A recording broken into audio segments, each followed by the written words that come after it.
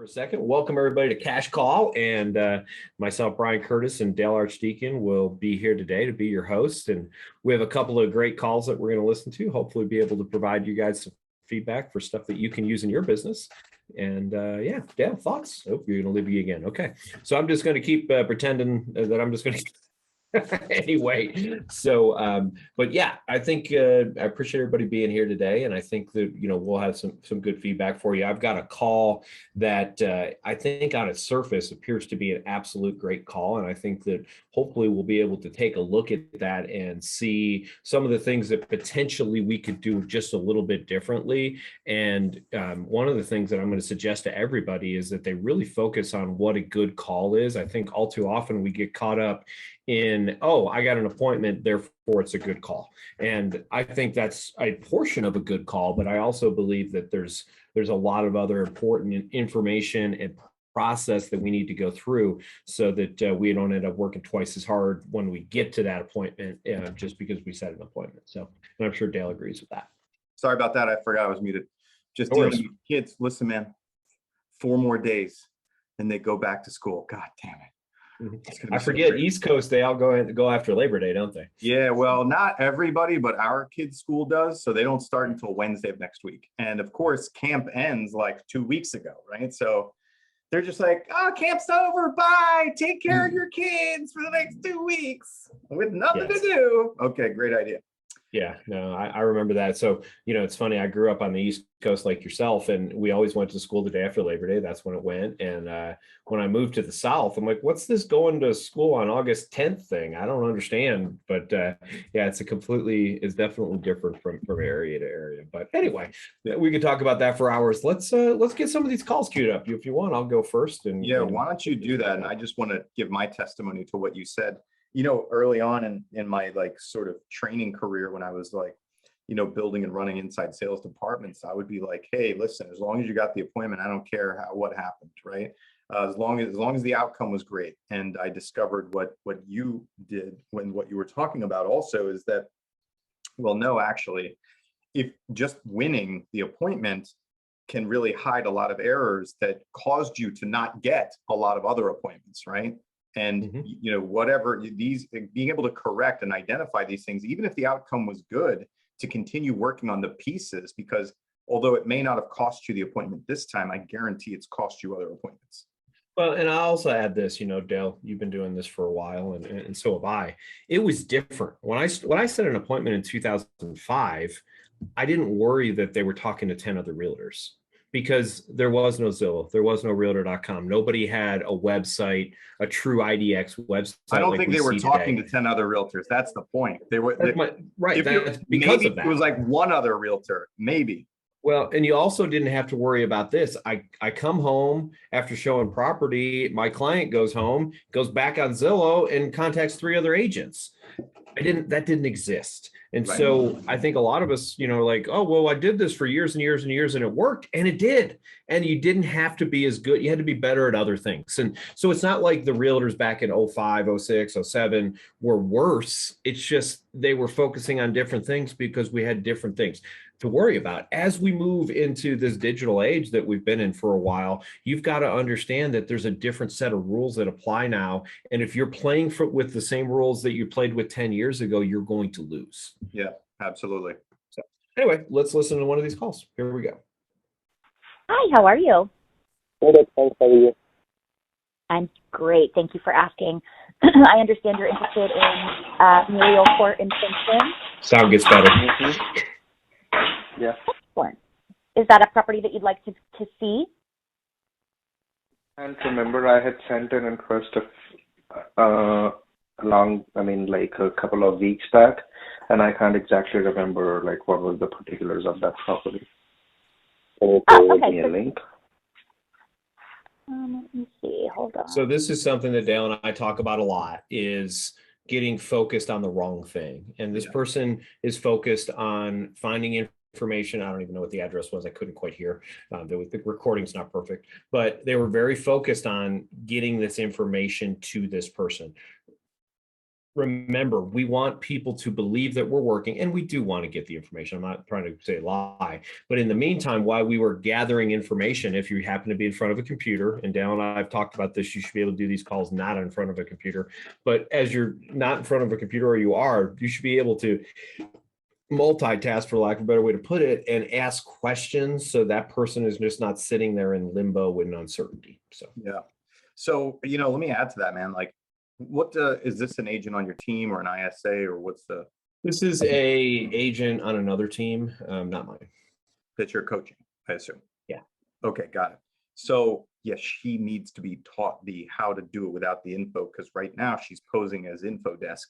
And I understand the perspective. So everybody listening, listen, we want to be right. We want to be validated. We want to know that what we're doing makes sense and that we're doing the right thing. And so she's stuck because she doesn't know how to carry on a conversation in the absence of being able to tell this guy what the hell she's calling about, because he doesn't know what she's calling about. He said, I don't remember what property. So she just needs to unhook her emotions from being right and giving him the right answer to, are you a ready, willing, and able buyer or seller? That's her purpose. Absolutely. And some interesting things happen with this. And I think there's some things that we can key on, and they're minor mistakes, but those minor mistakes can cost you a transaction. So yeah, we'll go through.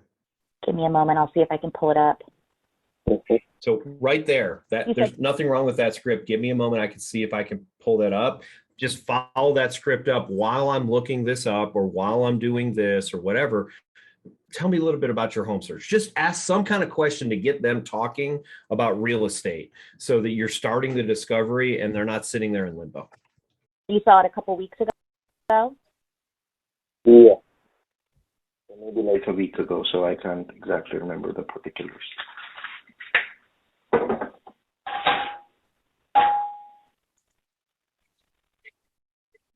And you can see the frustration, right? As we're sitting here. There's a real good possibility if I'm on the other end of this line, I'm going, hey, Susie, I appreciate this, but it doesn't seem like you're the person to get this information from me. I'm going to hang up now. Click. Right. Yeah, I can't believe how long this guy's hanging out. Should have marked where it was. Not I think it makes currently active. There we go. Let me see. Oh, God. Yeah, it looks like the listing was canceled.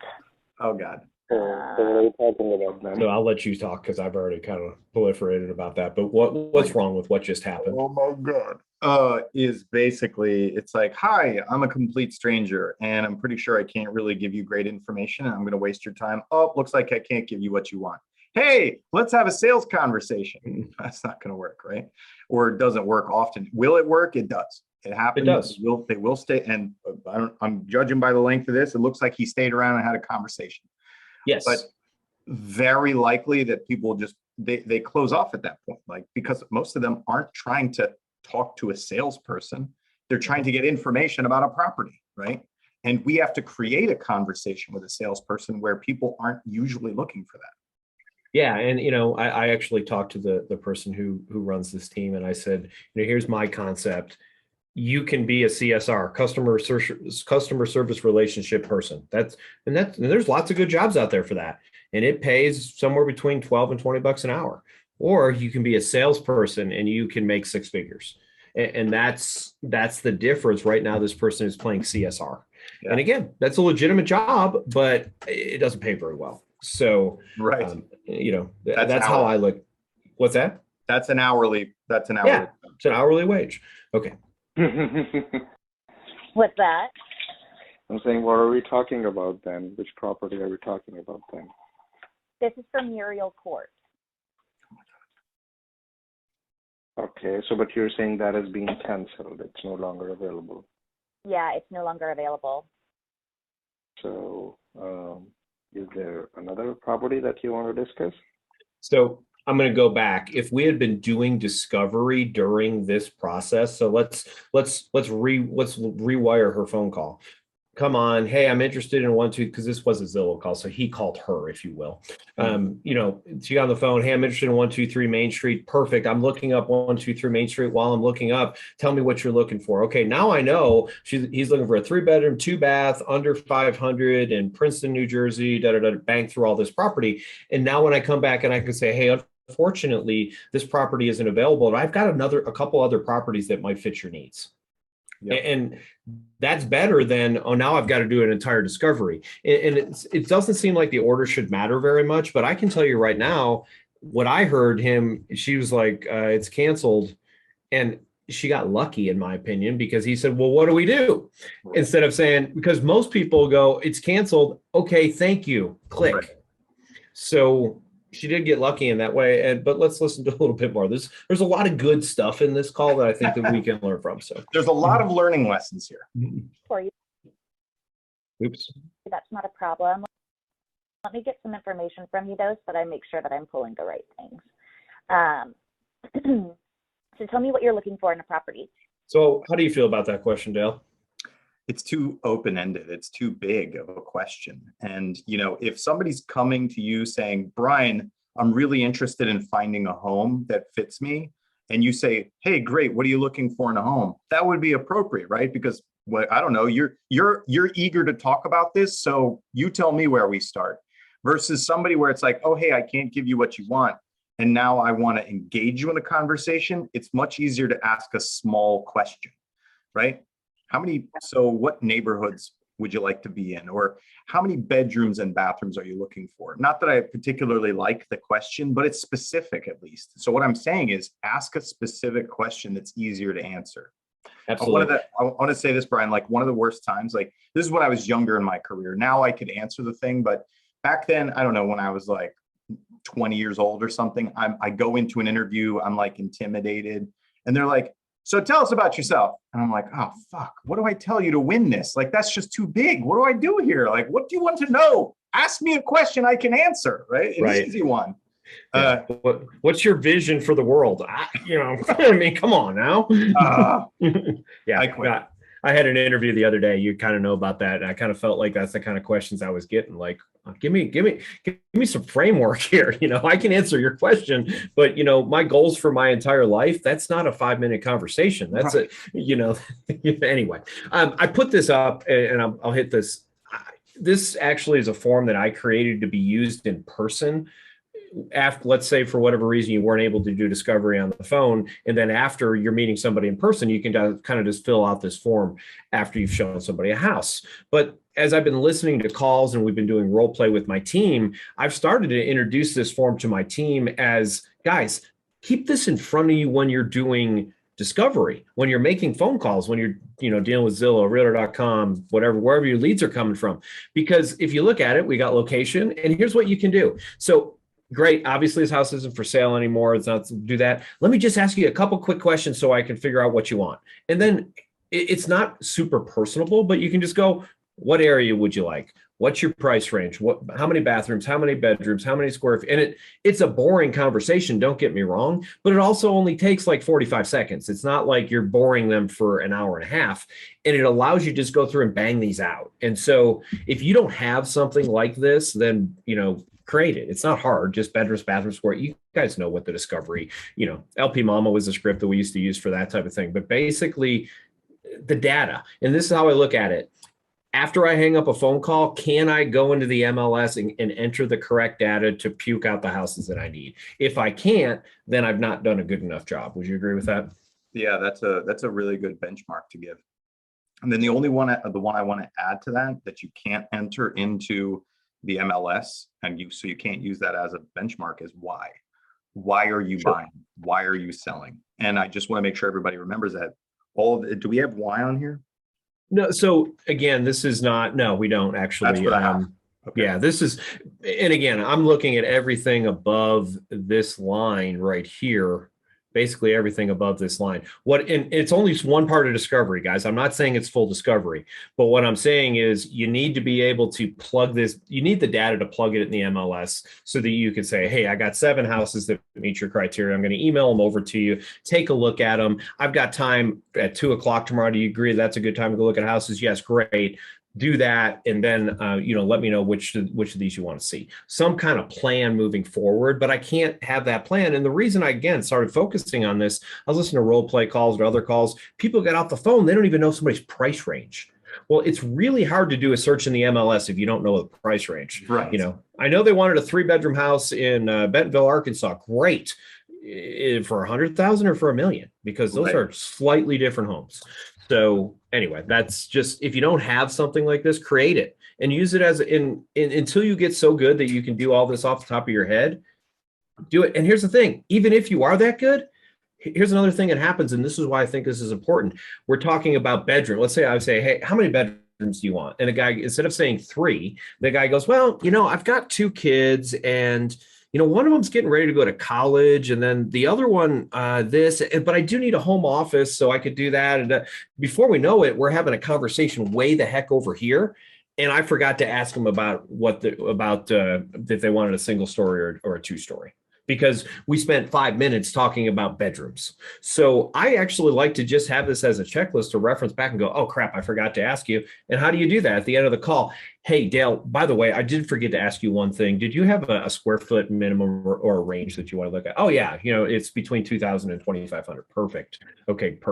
So, and no one's going to be offended by that, because all you're doing is making sure you're checking all your boxes. And I know that might seem to some people like, I don't need that, I'm better than that. Well, I've got another form that I fill out when I write an offer, because even though I've written thousands of offers, I've also sometimes forget to ask them if they want a home warranty, or I forget to ask them the closing date, or, because why? Because we're talking, they get me over here, I'm being a good salesperson and letting them chat, and I didn't come back to that one question.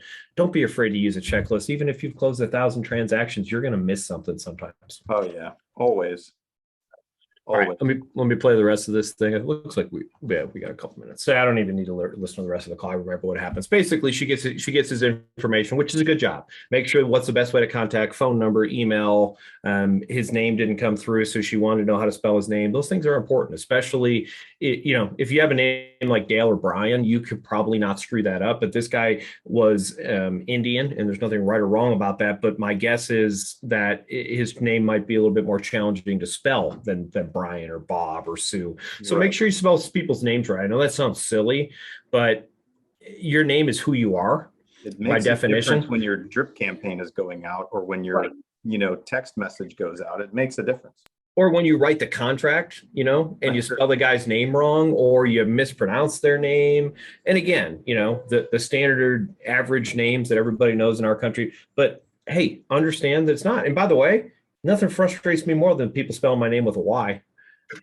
So, and it's just a silly thing, but everybody in the South spelled my name with a Y. So every time I went someplace, it was always my name is Brian with an I, and they would put Brian with a Y. It's frustrating.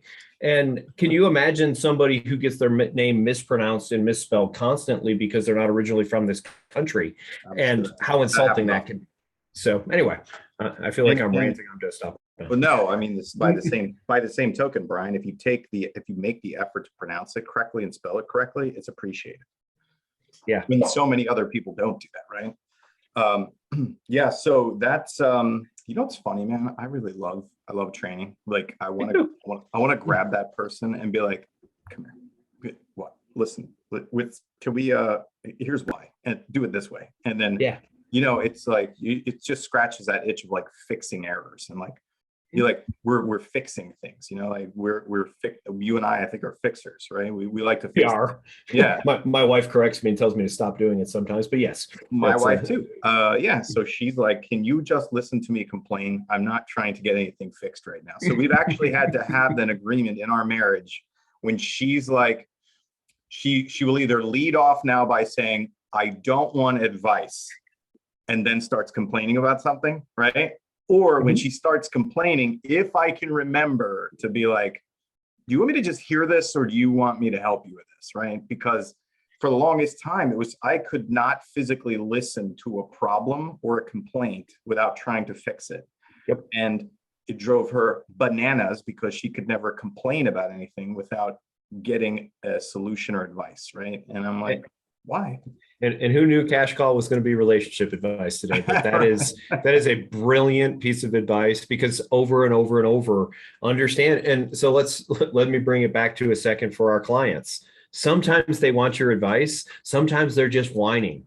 And so it's a great question. So, Dale, I appreciate that, you're frustrated with this process and this and this and this. Let me ask you, are you just expressing it, wanting to let me know that so I can know how to move forward, or would you like some advice or a process to we can potentially fix it? No, I just had to get it off my chest, Brian. Perfect. Good. You know what? Then let me shut up. Yeah, that person who just wants to say that, they love you now because their significant other didn't listen to them. So at least you're doing it. And we laugh about that, but it's so true, right? How many times do people just want to get this stuff off their chest? They don't feel like there's anyone that's going to listen to them.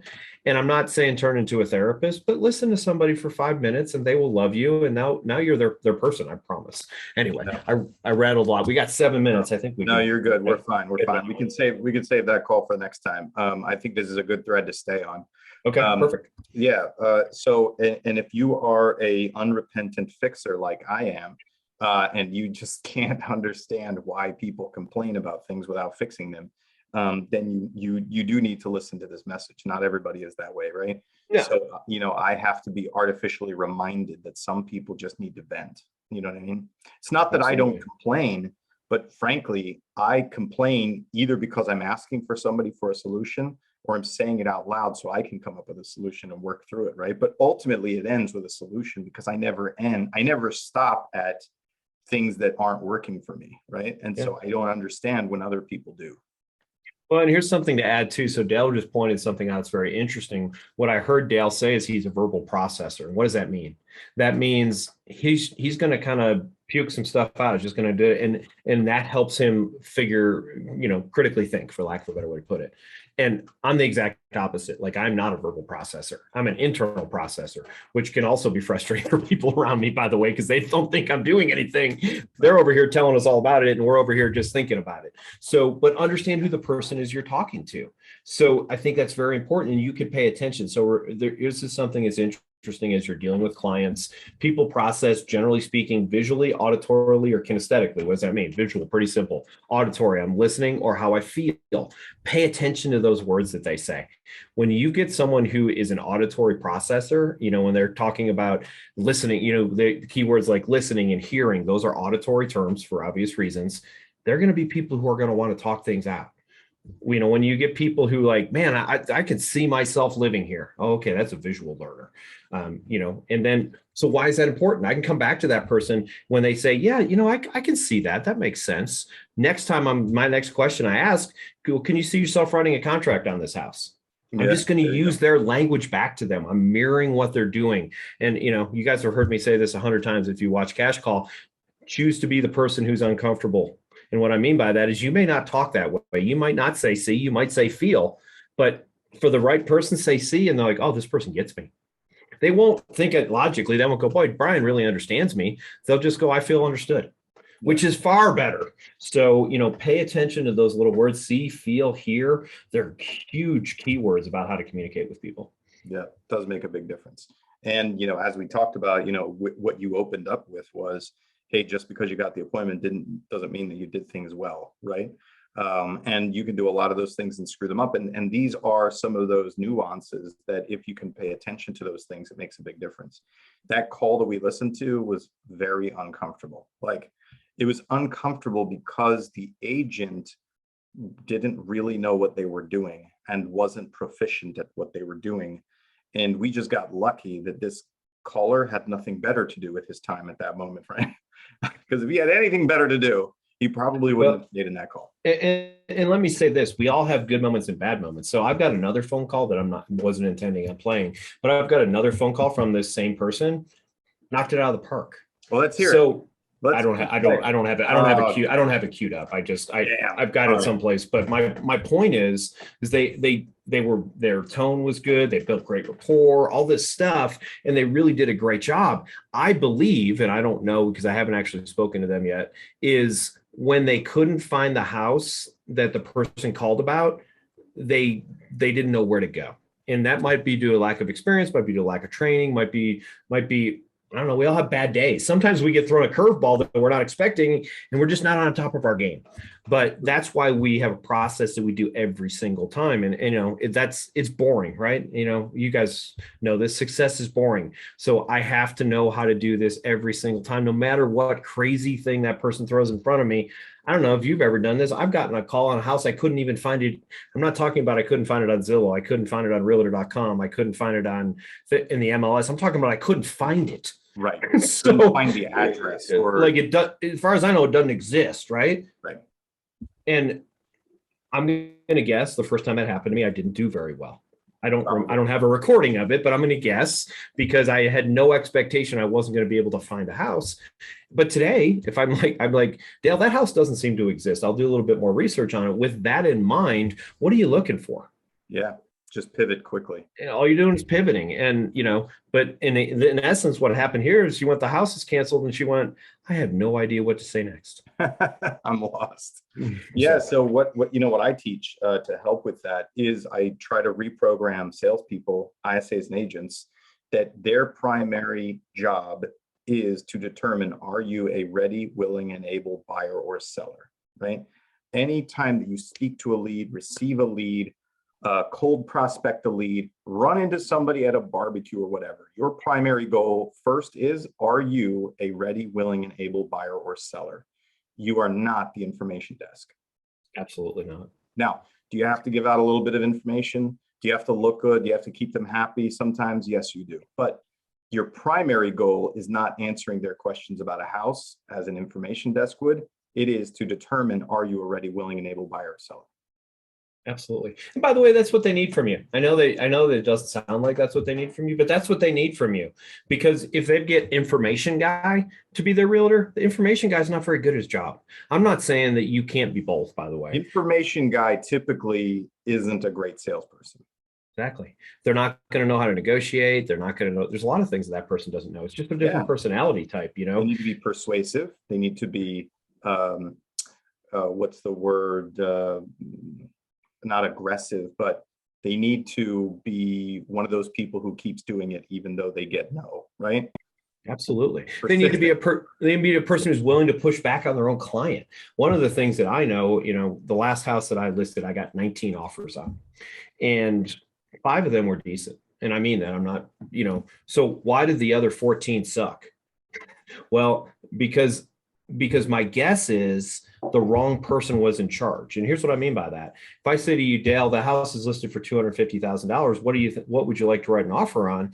And the market is multiple offers, and the highest and best by today at 1 o'clock, or let's say today at 5 o'clock, and they say 240 on a $250,000 house, and you go, okay, you have failed. And not failed yourself, and well, that's included, but you failed that client because you failed to educate them on the fact that it's not worth the paper it's written on to write it to. Now, that doesn't mean that you should push them outside of their comfort zone and, trying to get them to write an offer that they can't afford. That's not what I'm saying. But it is your job to push back on that person and say, Dale, I appreciate that. And if that's the offer you'd like to write, I will write it. Let me explain to you, I feel extremely confident what's going to happen, and then go through and say, you're just going to get rejected. There's going to be at least 10 offers that are higher. We can go through all this. If you don't have the guts or the courage or whatever the word is to explain the truth to your client, you're not doing them a service. Right. And info desk person says okay to the worthless offer. Yep. That's why, it's funny because we talk about, some of these companies like Redfin. I'm going to guess that I would crush a Redfin agent because why? They're order takers. I'm not sure. I'm sure there's some of them are good. I don't want to sit here and talk bad about a company, but those companies that are just paying people to open doors and, they're not motivated to work on commission are the kind of people who it makes financial sense to accept money to simply open doors when they could learn these skills and make 20 times that. Absolutely. So I think that's an amazing note to end on, Dale. I think we're past our time, and we are. Yeah. Learn these skills and make lots more money. I love it. There you go. All right. Great seeing everybody. Thanks for joining us, Brian. We will see you next week. We'll have a special guest next week, everybody, to be announced. We'll let everybody know. Awesome.